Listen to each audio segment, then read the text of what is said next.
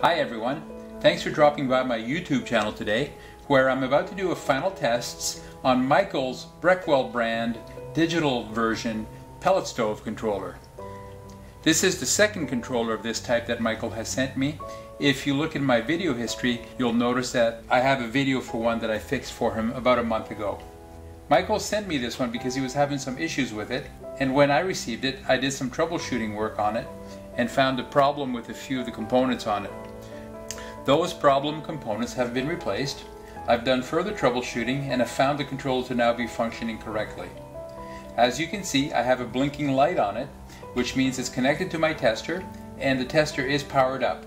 Before we proceed, I'll tell you about my tester setup. Obviously we have Michael's controller here without a faceplate. I have a faceplate that has an auger motor mounted on the rear. The shaft comes out the front of the faceplate and I have a decal on it. The decal has an X marks the spot on it, so we'll see that spin in the video when the controller is calling for the auger to drive. I also have 4 light bulbs at the rear, and those 4 light bulbs simulate different functions of your stove. The first one simulates the igniter, the combustion fan, the auger drive, auger motor, and finally in red the convection or room fan. All of those lights will come on as I test the controller. As I noted, Michael's controller is connected to my tester, the tester is powered up, and we have a blinking power on light to tell us that power is available at the controller. Let's go ahead and turn it on, and when I do, we'll see a number of lights in the back come on. There we are. We have 3 lights that have come on. The igniter, the combustion fan, and the auger motor did a cycle. Let me put a shade in front of the light bulbs in order to try to limit the amount of light that reaches the camera and not make this picture so dark for you. As we see, the auger is being driven right there, so the light for the auger came on, we heard the auger motor spin, and we saw the decal spin. Additionally, there's a light right here that comes on when the auger is being asked to drive. Notice there it is right there. The auger is on. So that is functioning correctly. The controller is able to make that work. I'm in heat range 1 right now, so as you see, I'm able to press the button and make the heat range change. That's correct. The other thing I can do is do a fine-tune adjustment on the heat range. If I press this button, we'll go to 5, 4, off, 5, 4, off, 5, 4, off. So that's functioning correctly.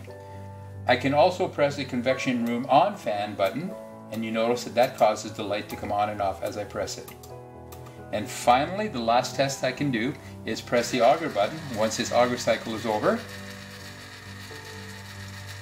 There it is, and I can make the auger drive. I also have a proof of fire switch connected to my wiring harness on my controller.